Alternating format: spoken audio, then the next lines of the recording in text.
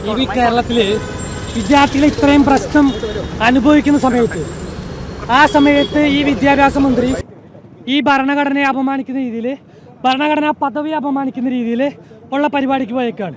ഞാൻ ചോദിക്കട്ടെ, ഇവിടുത്തെ വിദ്യാർത്ഥികൾക്ക് മോഡൽ പരീക്ഷ എഴുതണമെങ്കിൽ പൈസ കൊടുക്കണം. ഈ ശിവൻകുട്ടി എന്ന് പറയുന്ന മന്ത്രി ആ മോഡൽ പരീക്ഷ എഴുതുന്ന സമയത്ത് പൈസ മേടിക്കുകയാണ്. എന്തുകൊണ്ട് PM ശ്രീ പദ്ധതിയിൽ ഒപ്പിട്ടൂടാ? അവർ പറയുന്നത് ന്യായം PM എന്നുള്ള അതിലുണ്ടെന്നുള്ള. ഞാൻ ചോദിക്കട്ടെ, ഇവിടെ MLA മാരും MP മാരൊക്കെ ഇവിടെ ബസ് സ്റ്റോപ്പ് പണിയാണെങ്കിൽ സ്വന്തം പേര് വയ്ക്കും. ഇതിനകത്ത് നരേന്ദ്രമോദി എന്ന് വെച്ചിട്ടുണ്ടോ? ഇല്ല, ഇതിനകത്ത് PM എന്ന് മാത്രമാണ് വെച്ചിട്ടുള്ളത്. അത് ഏത് PM ആയാലും അത് വർക്ക് ചെയ്യും. എത്ര കോടി രൂപയാണ് കേരളത്തിന് കിട്ടാനുള്ളത്? ആ സമയത്ത് രാഷ്ട്രീയം കാണിച്ചുകൊണ്ട്, ആ പദ്ധതി അവഗണിച്ചുകൊണ്ട് ഈ കേരളത്തിലെ വിദ്യാഭ്യാസം മുന്നോട്ട് പോകണ്ട, ഈ പൊതുവിദ്യാഭ്യാസം നശിച്ചു പോയിക്കോട്ടെ എന്ന പ്രവണതയാണ് ഈ വിദ്യാഭ്യാസ മന്ത്രി കാണിക്കുന്നത്. ഈ വിദ്യാഭ്യാസ മന്ത്രിയെ കേരളത്തിലെ ABP വഴി തടയും. ഉറപ്പായിട്ടും ഈ PM ശ്രീ പദ്ധതിയിൽ ഒപ്പുവയ്ക്കുന്നവരെ ഞങ്ങൾ വഴി തടയും. നമുക്കറിയാം, തമിഴ്നാട്, കേരളം ഈ സർക്കാരാണ് ഇത് ഒപ്പുവയ്ക്കുന്നത്. ബാക്കി എത്ര സർക്കാരുണ്ട്?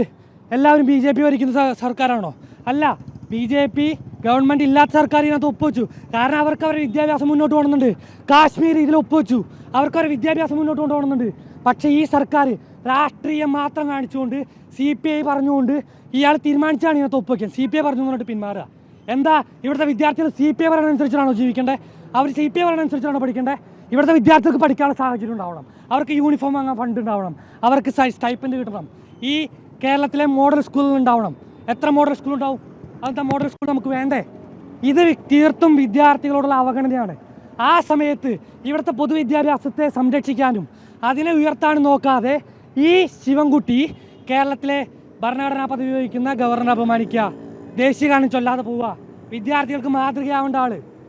ഇതല്ല ചെയ്യേണ്ടത്. ഇവിടുത്തെ വിദ്യാർത്ഥികൾക്ക് വേണ്ടിയിട്ട് പ്രവർത്തിക്കുകയാണ് ചെയ്യേണ്ടത്. ഇവിടെ വിദ്യാർത്ഥികൾക്ക് വേണ്ടിയിട്ടുള്ള ഫണ്ട് ഇവിടെ വരണം. PM ശ്രീ പദ്ധതിയിൽ ഒപ്പുവെക്കണം. ഈ ആവശ്യം ഉന്നയിച്ചുകൊണ്ടാണ് ABP ഇന്ന് പ്രതിഷേധമായിട്ട് മുന്നോട്ട് വന്നത്. കഴിഞ്ഞ ദിവസം ABP സെക്രട്ടേറിയറ്റിലേക്ക് മാർച്ച് നടത്തി. ഇനി വരും ദിവസങ്ങളിലും ഈ ഇന്നോവ കാറിൽ ഇന്ന് തടഞ്ഞു നിർത്തിയതുപോലെ തടഞ്ഞു നിർത്തിക്കൊണ്ട് ABP മുന്നോട്ട് പോകും. PM ശ്രീ പദ്ധതിയിൽ ഒപ്പുവെക്കുന്നവരെ ഞങ്ങൾ ഈ വിദ്യാഭ്യാസ മന്ത്രിയെ പൊതുനിരത്തിൽ ഓടാൻ വേണ്ടിയിട്ട് അനുവദിക്കില്ല. ആ കാർ തടഞ്ഞുകൊണ്ട് തന്നെ ഞങ്ങളുടെ പ്രതിഷേധമായിട്ട് ഞങ്ങൾ മുന്നോട്ട് പോകും.